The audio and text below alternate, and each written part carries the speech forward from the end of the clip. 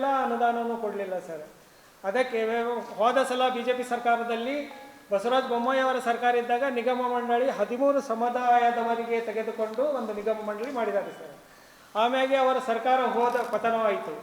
ಆಮೇಲೆ ಈಗ ನಮ್ಮ ಘನ ಸರ್ಕಾರ ಕಾಂಗ್ರೆಸ್ ಸರ್ಕಾರ ಬಂದ ಮೇಲೆ ನಮ್ಮ ಮುಖ್ಯಮಂತ್ರಿಗಳವರಿಗೆ ನಾವು ಮನವಿ ಮಾಡ್ತಾನೆ ಬರ್ತಾ ಇದ್ದೀವಿ, ಅನುದಾನ ಬಿಡುಗಡೆ ಮಾಡಿರಿ ಹಾಗೂ ನಮ್ಮ ನಿಗಮದ ಅಧ್ಯಕ್ಷರನ್ನಾಗಿ ಮಾಡಿರಿ.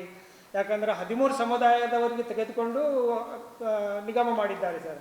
ಅದಕ್ಕೆ ನಾವೇ ಹೆಚ್ಚಿಗೆ ಹೋರಾಟ ಮಾಡ್ತಾ ಇದ್ದೇವೆ. ಬೇರೆ ಸಮುದಾಯದವ್ರನ್ನು ಬಂದರೆ ಎಲ್ಲರೂ ಕೂಡಿ ನಾವು ಹೋರಾಟ ಮಾಡಿದ್ರೆ ಒಂದು ಭಾಳ ಒಳ್ಳೆಯ ಮೆಸೇಜ್ ಹೋಗ್ತದೆ ರೀ ಸರ್ ಸರ್ಕಾರಕ್ಕೆ.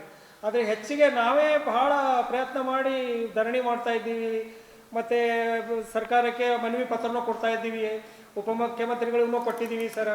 ಎಲ್ಲ ಮಂತ್ರಿಗಳು ಗುಲ್ಬರ್ಗಾದಾಗ ಯಾರು ಬರ್ತಾರೋ ಅವರಿಗೆಲ್ಲ ಮನವಿ ಪತ್ರ ಕೊಡ್ತಾನೆ ಬಂದಿದ್ದೀವಿ.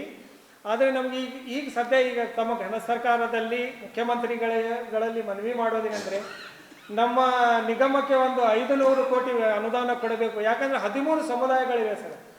ಅದು ಅವರೆಲ್ಲರಿಗೆ ಬರುವ ಹಾಗೆ ಒಂದು 500 ಕೋಟಿ ಅನುದಾನ ಕೊಟ್ಟರೆ ನಮ್ಮ ಸಮುದಾಯ ಸ್ವಲ್ಪ ಬೆಳೀತಾ ಇದೆ ಸರ್. ಆರ್ಥಿಕವಾಗಿಯೂ ಭಾಳ ಹಿಂದುಳಿದಿದೆ. ಅದಕ್ಕೆ ನಾವು ಇವತ್ತು ಎಲ್ಲರೂ ನಾವು ಕೂಡಿ ಎಲ್ಲ ತಾಲೂಕುಗಳಿಗೂ ಭೇಟಿ ಮಾಡ್ತಾ ಇದ್ದೀವಿ. ಇದೇ ಜನವರಿಯಲ್ಲಿ ಆಳಂದ ತಾಲೂಕಿಗೆ ಹೋಗಿ ನಾವು ಎಲ್ಲ ಪದಾಧಿಕಾರಿಗಳನ್ನು